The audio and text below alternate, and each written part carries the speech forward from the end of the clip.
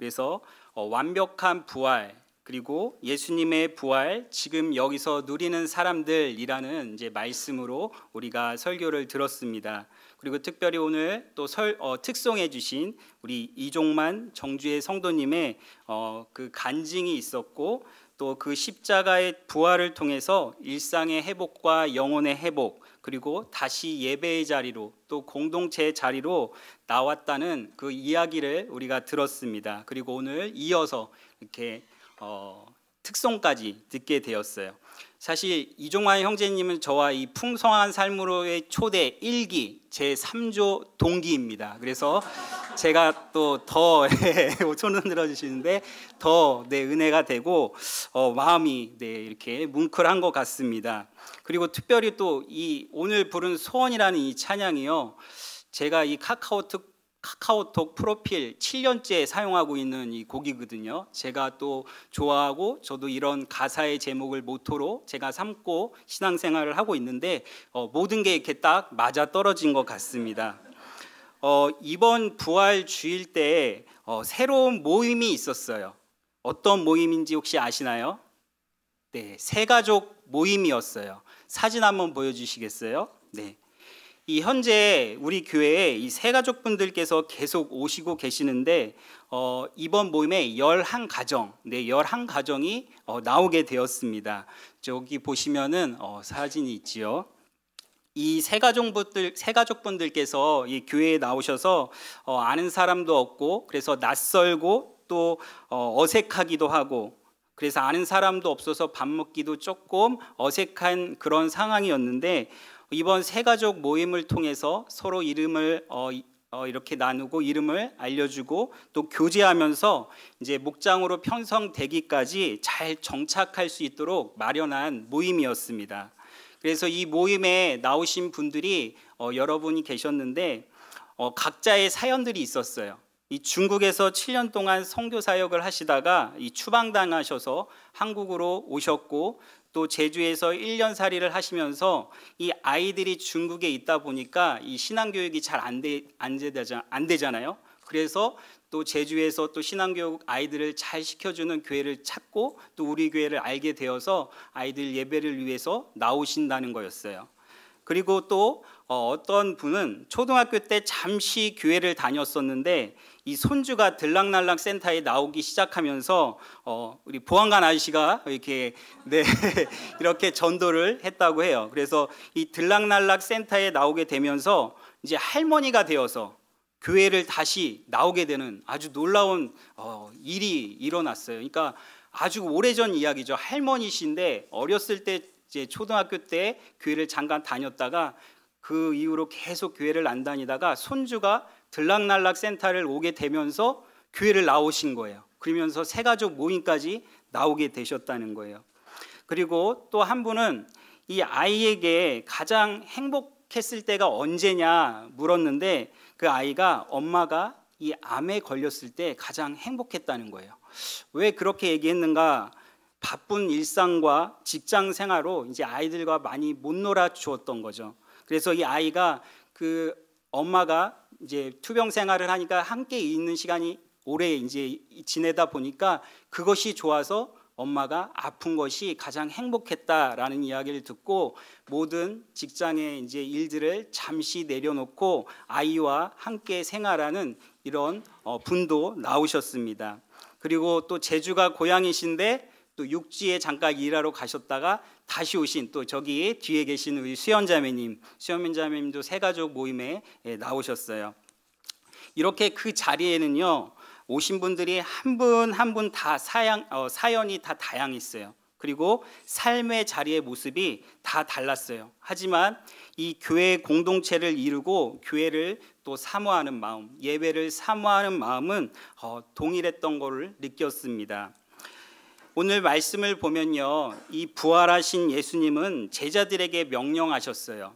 오늘 말씀 함께 보기를 원하는데요, 우리 19절, 20절 말씀을 다시 한번 이 말씀 말고 처음 우리 읽었던 말씀 19장 20절 말씀을 한번 읽어보겠습니다. 시작. 그러므로 너희는 가서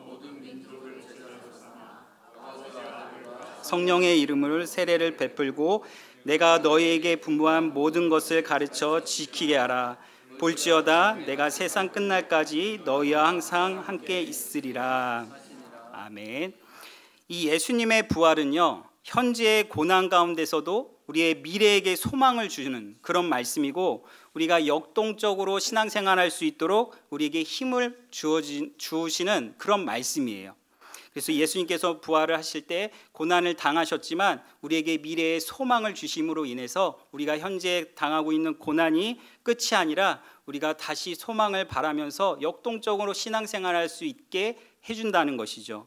그래서 예수님의 부활은요, 이 영적인 부활뿐만 아니라 살과 뼈가 있는 것을 보여주셨어요. 그리고 물고기를 드시면서 실제의 부활을 확신시켜 주기도 했습니다. 그리고 예수님께서는요, 이 부활하셔서 이 40일 동안 사도들에게 나타나셨고 하나님의 일을 말씀하셨어요.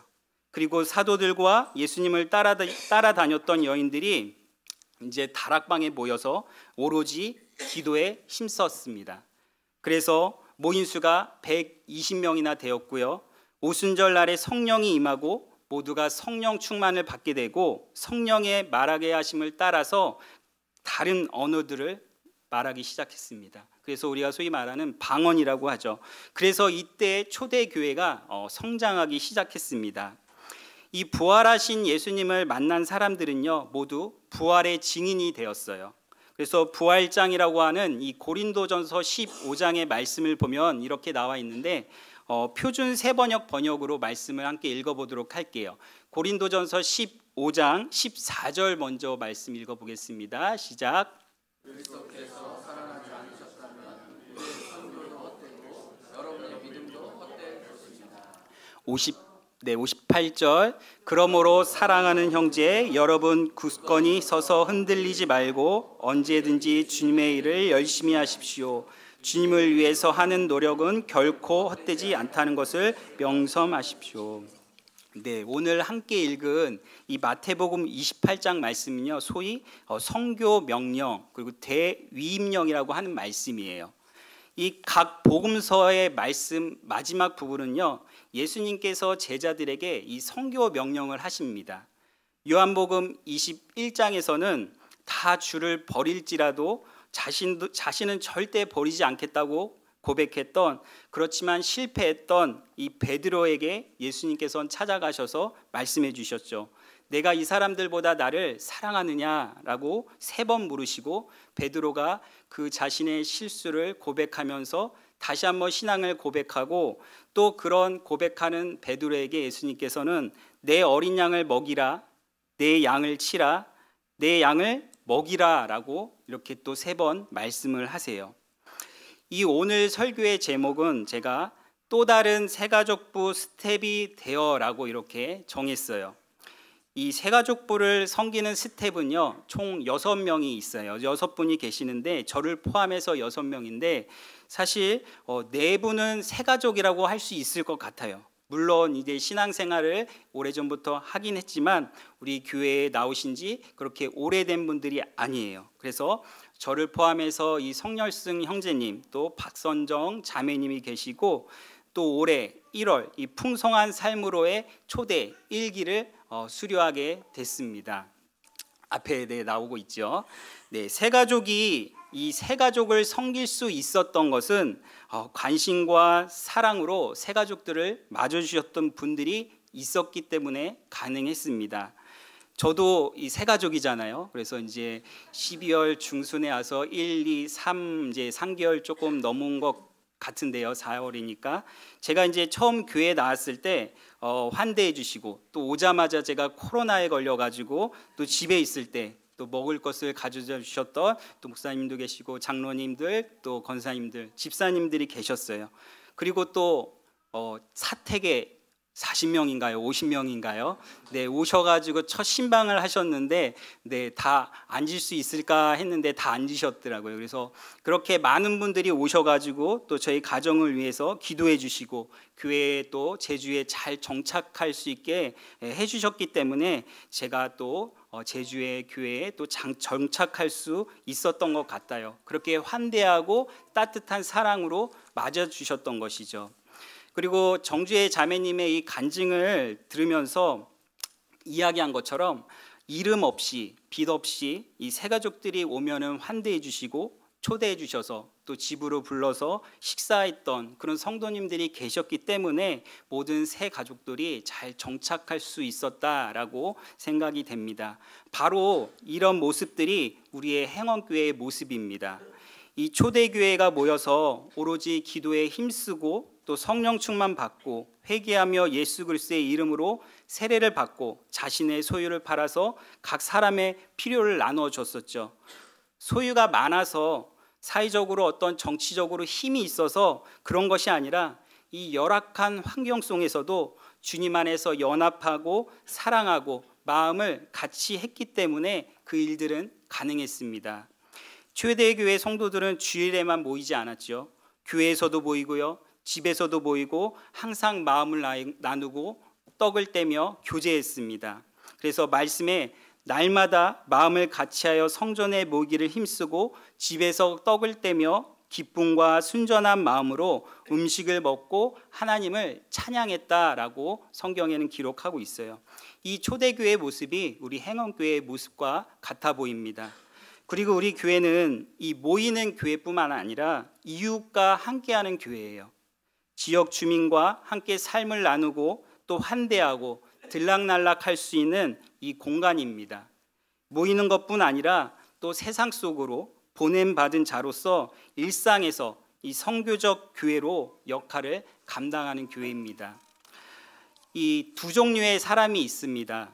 한번 생각해 보세요. 음식점에 가서 절대로 이 혼자 밥 못 먹는 사람, 그런 사람이 있죠. 그리고 혼자 잘 먹는 사람이 있어요. 혹시 성도님들은 어느 쪽이신가요? 저는 이 후자인 것 같아요. 혼자 가서 잘 먹어요. 네, 아무데나 가서 이게 잘 먹습니다. 혼자 가서. 이 식당 가서 혼자 밥 못 먹는 사람도 있잖아요, 그렇죠? 친구들이 없으면 안 먹는 사람들이 있더라고요. 저는 이해가 가진 않지만, 그래서 이 오히려 다른 사람과 먹는 게 이 불편해서 혼자 먹는 사람들이 많이 있어요. 요즘에 더 많이 있죠, 현대 사회에. 혼자 밥을 먹는다라는 이 혼밥이라는 신조어도 생겼잖아요. 그래서 많은 식당들이 이 1인 식당을 차리게 합니다. 그리고 있었던 같이 먹던 식당들도 오히려 1인 이 먹는 식당으로 리모델링해서 1인을 받아들이는 그런 가게로 식당으로 바꾸고 있는 것을 보게 돼요. 그런데 이 코로나가 오면서 코로나 시대가 지나면서 이 모습이 더 많아졌죠. 그래서 있던 식당들도 이렇게 칸막이를 치고 혼자 먹을 수 있게 많이 만들었어요. 그래서 이런 1인 식당이 많이 일어나고 일반 식당도 1인 자리로 많이 만드는 것을 보게 됩니다. 오히려 그런 식당이 더 잘 되는 것을 보게 돼요. 어떻게 보면 서구의 이 개인주의가 편하고 장점도 되겠지만 우리는 인간을 이 사회적 동물이라고 합니다. 왜냐하면 함께 더불어 살아가고 사람들과 도우면서 도움을 받고 살아가야 하기 때문에 그래요. 혼자만 세상에서 살 수가 없기 때문에 그렇습니다. 이 칼바르트라는 이 유명한 신학자가 있는데요. 이 신학자가 이런 말을 했어요. 한 손에는 성경을, 한 손에는 신문을 이라는 말을 했거든요. 성경을 보면서 이 시대적 상황을 보아야 된다라는 말이에요. 그래서 다소 좀 무거운 이야기일지 모르지만 제가 사회 문제 중에 이 고독사에 대해서 고민을 좀 하고 있었어요. 그래서 이 정부도 이 고독사 문제를 막으려고 여러 가지 시스템을 도입하고 계속 노력을 합니다. 하지만 계속 그런 어려운 사람들이 뉴스를 통해서 이렇게 나오게 되는 것을 보게 돼요.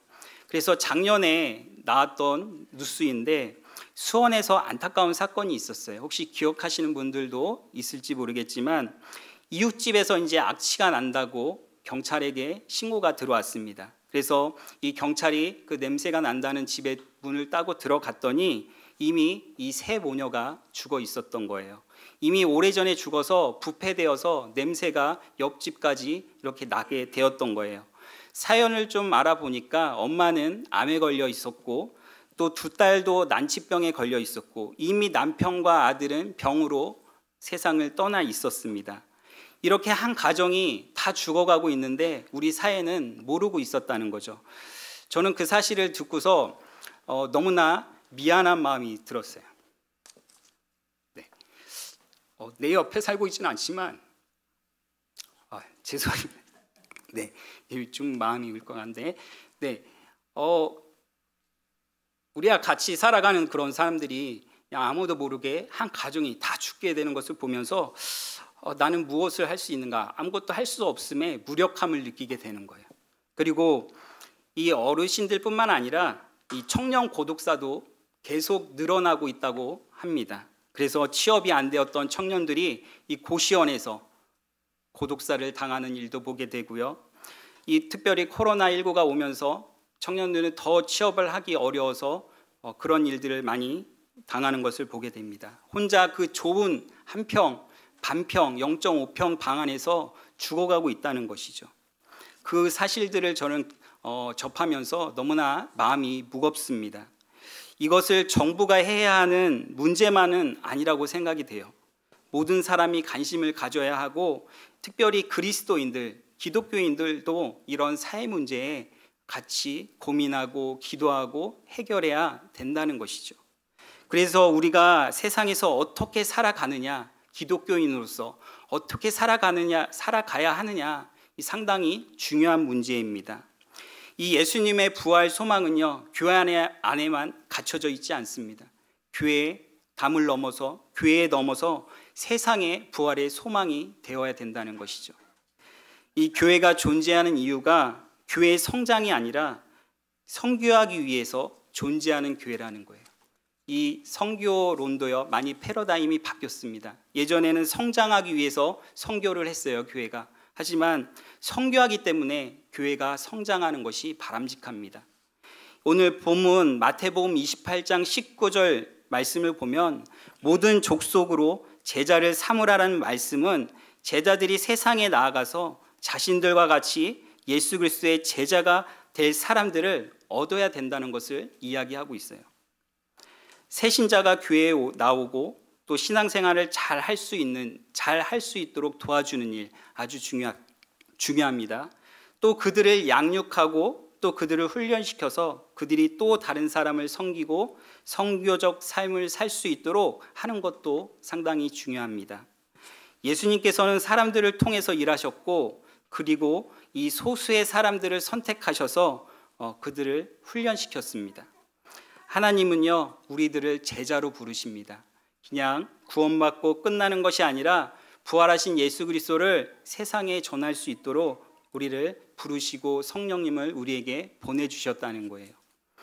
우리 교회에서 또 지난 3월 아주 큰 행사를 치렀고 또 앞으로 남아있죠. 피택자 훈련 3월에 받았습니다. 그래서 성도님들에 의해서 이 선출된 우리 피택 권사님들 또 피택 안수 집사님들이 계세요. 그분들을 통해서 우리 교회가 더욱 든든히 세워져 가기를 소망합니다. 그래서 예수님께서 모든 민족을 제자 삼아 아버지와 아들과 성령의 이름으로 세례를 베풀라고 하셨는데 초대교회가 형성될 때 이 베드로가 예수 그리스도의 이름으로 세례를 받을 것을 말했어요. 그래서 예수님을 믿고 하나가 되어서 교회와 사람들 앞에 이제 옛사람은 죽고 새 사람이 되었다는 것을 고백하게 됩니다. 우리 6월 달에도 또 우리 교회도 세례식이 있어요. 이 세례식이 있는데 예수님을 영접한 모든 사람들에게 이 세례를 베푸는 이 예식을 통해서 이 행원교회 공동체가 하나님의 크신 은혜가 넘치기를 또 기도하며 소망합니다. 이 사람들은 이 유언을 중요하게 생각하잖아요. 그래서 부모님들이 돌아가실 때쯤 자녀들에게 마지막으로 유언을 하게 되는데 자녀들은 그 마지막 한 말을요 마음속에 평생 간직하게 됩니다. 죽을 때까지 그 부모님의 유언을 이루려고 합니다. 오늘 말씀은요 예수님의 유언과 같은 말씀이에요. 그래서 우리에게는 중요한 말씀이 될 수 있다는 거예요. 모든 사람들 제자로 삼고 가르치고 지키라고 말씀하세요. 그리고 세상 끝날까지 우리와 함께 하시겠다고 말씀해주고 계시는 거예요.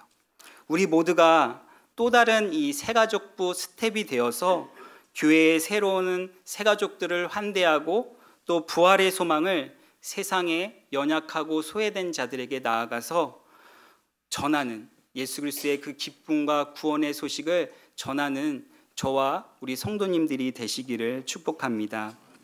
오늘 이 시간 우리 함께 기도했으면 좋겠는데요. 오소서 진리의 성령님,